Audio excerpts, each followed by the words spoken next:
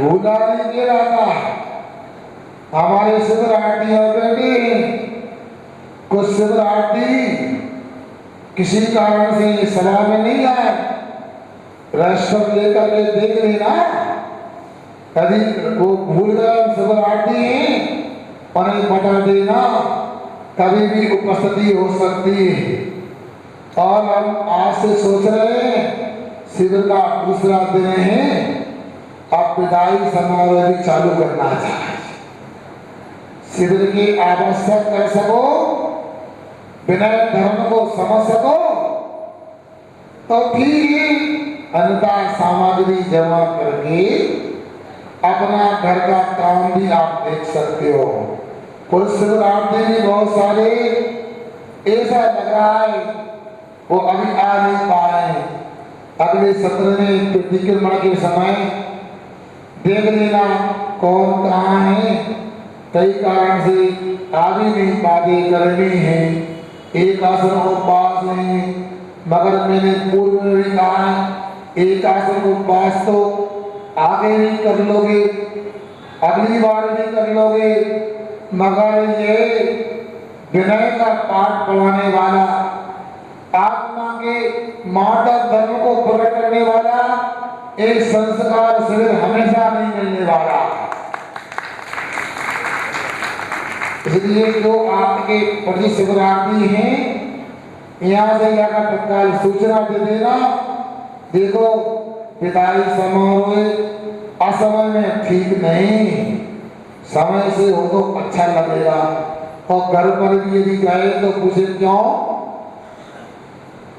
तुम तो 10 दिन की नाम शिविर में गए थे, आगे ही आ गए, कुछ हो गया होगा, दुकान पे कोई मिलेगा, क्यों कुछ शिविर में गए थे, तो आपको सम्मान मिलेगा अथवा बोलो अपमान मिलेगा। इसलिए मान चाहते हो, सम्मान चाहते हो, एक 10 दिनों को अच्छे से स्वीकार करो। एक अवसर नहीं आया शिवरात्रियों, यह तो स्वर्णिम अवसर आया है, इसको जाने मत दो। सुनो, कभी कभी मान को धक्का लगता है तो ऐसा धक्का भी लगता है हार्ट फेल हो जाता है, हृदय घात हो जाता है। इसलिए समझो ये मान कसाई अनादि काल से जीव के साथ लगी है।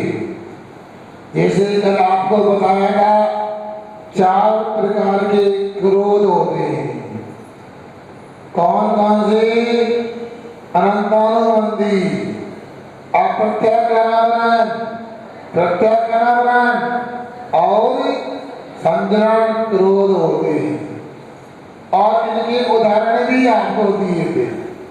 वैसे ही 4 प्रकार के अनंतानुबंधी आदि मानवी होते हैं, उनको सिद्धांत ग्रंथों में दृष्टांत के रूप में बताया है। पाषाण रेखा समान मान, इसके बाद भाई हड्डी के समान मान, तीसरा लकड़ी के समान मान, और चौथा लता बेल के समान मान होता है। बोलो पत्थर कभी मुड़ सकता है? नहीं मुड़ सकता ना, तो क्या होता है, चूर चूर हो जाता है। हड्डी मुड़ सकती है? नहीं मुड़ सकती ना। अतः एक बात पूछूं, आप लोग हंस रहे हैं तो आप लोगों के दांत दिख रहे हैं और जोर से हंसते हो तो आपकी छिपा भी दिख जाती है। मुख में छींक कितनी होती है, बोलो, दांत कितने होते हैं, कितने, 32। धीरे धीरे उत्तर देना सवाल के। आज अपने को मार्दव धर्म को समझना है, क्या सुन रहे हैं ना, कौन अक्षर को सुना, क्या कहा? दांत कितने होते हैं? 32। अच्छा ये बताओ, अपने शरीर में जीभ पहले आती है कि दांत पहले आते हैं? संभल के बोलना। दांत पहले आते हैं कि जीभ पहले आती है? अच्छा, दांत पहले जाते हैं कि जीभ पहले जाती है? बाद में आते हैं और पहले चले जाते हैं। क्यों? इसलिए जीभ कोमल होती है, मरना आता है संदेह रवि, और दांतों को मरना नहीं आता। आज तक जीभ ने कोई ऐसी घटना को अंजाम नहीं दिया जो आपको कष्ट आई हो। और ये दांत तो इतने कठोर हैं, एक आए दिन दुर्घटना करते रहते हैं। कभी ओंठ को चपेट में ले लेते हैं और कभी कान को काट देते हैं। बोलो अच्छा कौन है? दांत अच्छे हैं कि जीभ अच्छी है? पारस है? जीभ अच्छी है ना? तो अपने को अभी जीभ की तरह कोमल बनना चाहिए, दांतों की तरह अकड़ू नहीं बनना चाहिए, मानी नहीं बनना चाहिए। सुने आप लोग, मगर 3 भी नहीं बनना चाहिए। 22 परिचयों की चर्चा चल रही थी और हमें 2 परिचय और आते हैं। ज्ञाना वर्णे प्रज्ञा ज्ञाने। ज्ञाना वर्णी कर्म के उदय में प्रज्ञा परिचय और अज्ञान परिचय होता है। 2 परिचय होते हैं। सना सुन रहे कि सो गए? एक कूलर चालू कर दी तो नींद आ जाती है, कमेटी वालों ने बताया। बल्कि ऐसा करना चाहिए, थोड़ी धूप वगैरह आए तो जगह करा कम से कम, क्योंकि अनुकूलता में नींद जाती। फिर भी कोई बात नहीं, इतनी तपस्या कर रहे हैं। हमें तो कूलर देख के आज ऐसा लग रहा है कहीं शिवरात्रि कह रहे अक्षरों से में आ गए। बता, इतनी ठंडक तो घर में भी नहीं मिलती। बता, कोई बात नहीं, आपका पुण्य है, व्यवस्था करने वालों की उदार भावना है। सुनो, अब प्रज्ञा परिचय क्या होता है? थोड़ा सा ज्ञान अपने पास में हो गया और लोगों ने तारीफों के पुल बांध दिए। अरे भैया, आपके ज्ञान की तो कोई शान ही नहीं, आपके ज्ञान का तो कोई तोड़ नहीं। सही में आपका ज्ञान तो बड़ा चोटी का ज्ञान है, बालों की चटैया नहीं। कहा है परत कुमार? कहाँ है? अच्छा, अभी चला गया है, परत नाम का भैया है, वो नहीं कह रहा। आप चोटिया में बहुत ऊंचा ज्ञान है, ऐसा सुन लेते हैं और सुनते ही मान कसाए और उद्वेग को प्राप्त हो जाती है और हम आत्मा से दूर हो जाते हैं। बेसाई अज्ञान परिचय में भी होता है।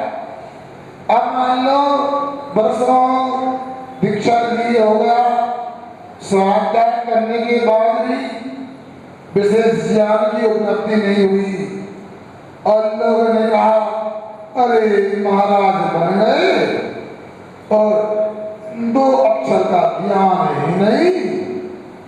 ऐसा लग रहा है घर में कोई खाने पीने का प्रबंध नहीं होगा तो कोई बात सुनाई दी ना, मूड मुड़ाए 3 गुण, जिंदगी मिट गई खास, खाने को लड्डू मिले, लोग गए महाराज। इसलिए महाराज बन गए, ऐसा किसी ने कहा और महाराज जी के कान में आ गया और उन्हें दीनता का अनुभव हुआ। मेरे पास यदि थोड़ा भी ज्ञान होता तो ये बातें सुनने को नहीं मिलती, ये दिन देखने नहीं पड़ते, ये दीनता भी ठीक नहीं। अरे वो ज्ञान भी किस श्रावण का या आचरण नहीं हो। और मुनि महाराज तो ऐसे ही होते हैं, मुनि राज की ऐसी मुद्रा होती है।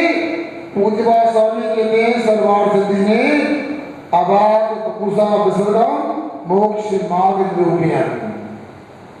बिना वचनों के ही, बिना शब्दों के ही, शरीर के माध्यम से ही संपूर्ण मोक्ष मार्ग को बतलाते हैं। सुन रहे ना? कहीं शास्त्र में नहीं सुना होगा, पढ़ा नहीं होगा कि मुनिराज के ज्ञान को देखो। सुनो, मुनिराज के ज्ञान के दर्शन करो। मगर ये तो आप लोगों ने जरूर पढ़ा होगा, मुनिराज के दर्शन करो। क्यों सब भैया? क्या क्या लिखा है? मुनिराज के दर्शन करो। कार करने पे ही तो महाराज हैं, कितनी बार करना है। मगर सुनो, पंचाशी पंचदशिका में पद्मनंदी आचार्य लिखते हैं, देव पूजा रूपा थी साकाय सैनस्तवा दानम चेती ग्रस्तानम छटकरमाणी दिने दिने।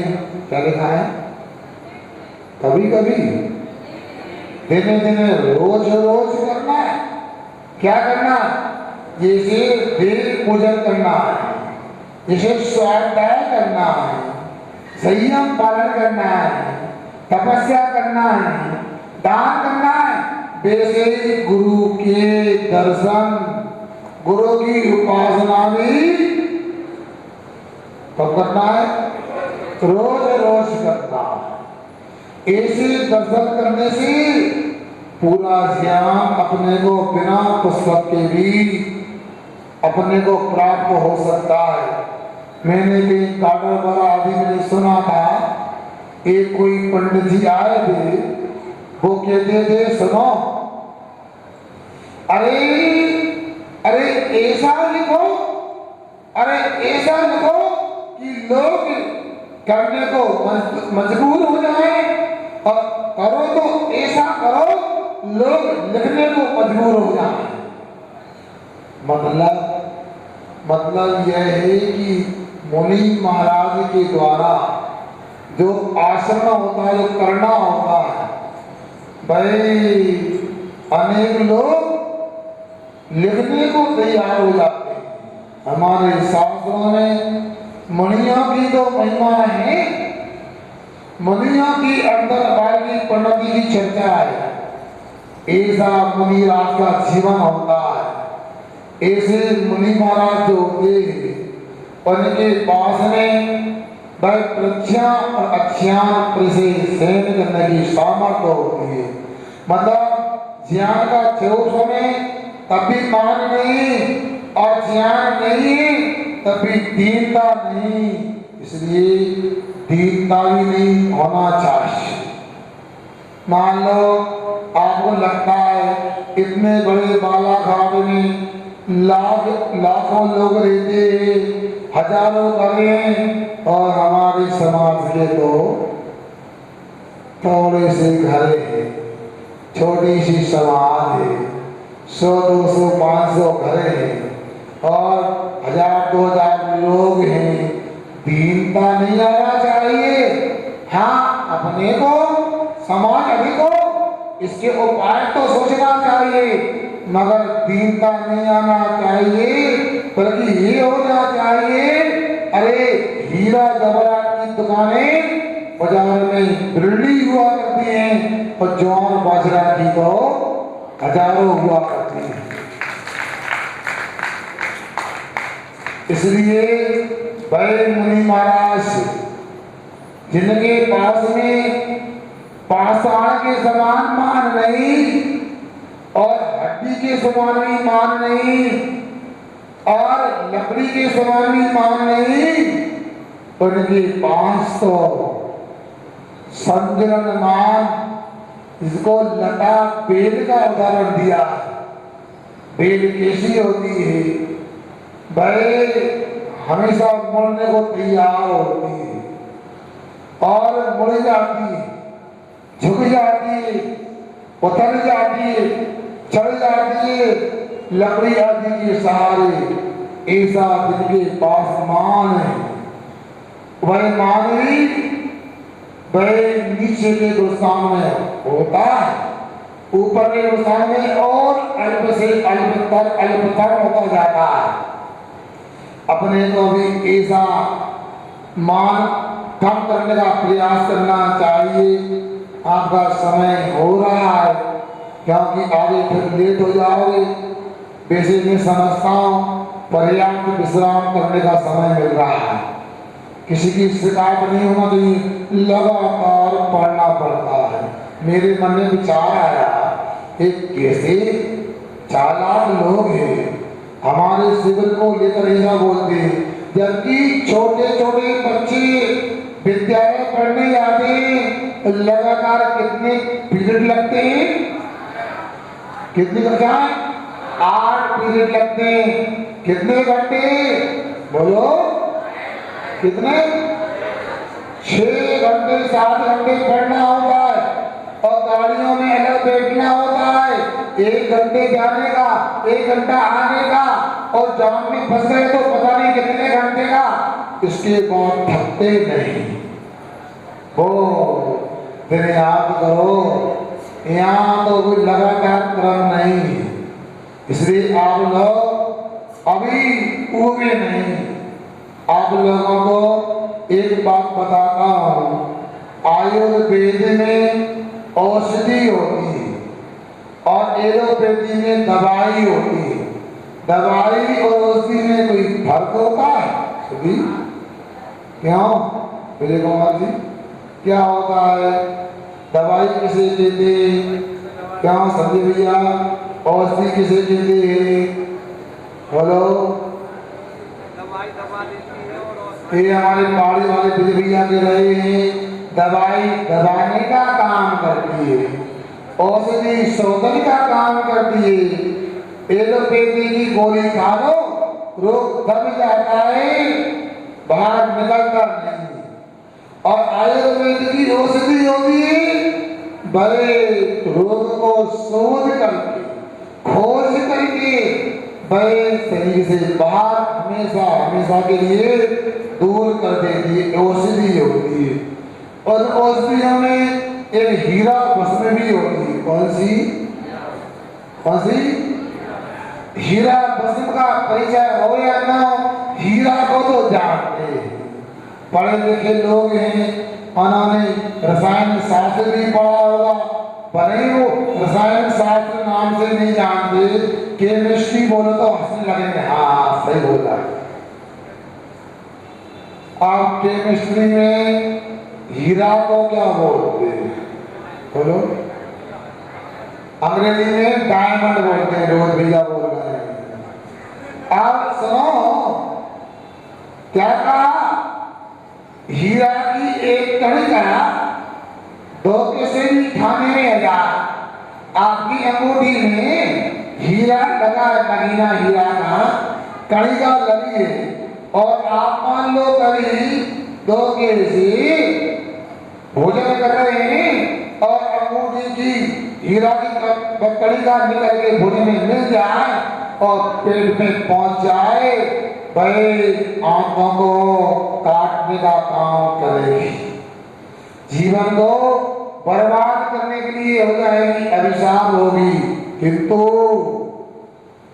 परंतु लेकिन उसको भी आयुर्वेदाचार्य के हाथ में पहुंचा दिया जाए और उसको रसायन शाला में उसको जला करके भस्म बना ली जाए, तो हीरा की भस्म यदि एक पुड़िया भी हम सेवन करेंगे, बड़े हड्डी के बुखार को भी निकालने में समर्थ हो सकती है। भस्म बड़े शरीर को शक्ति वर्धक हो सकती है।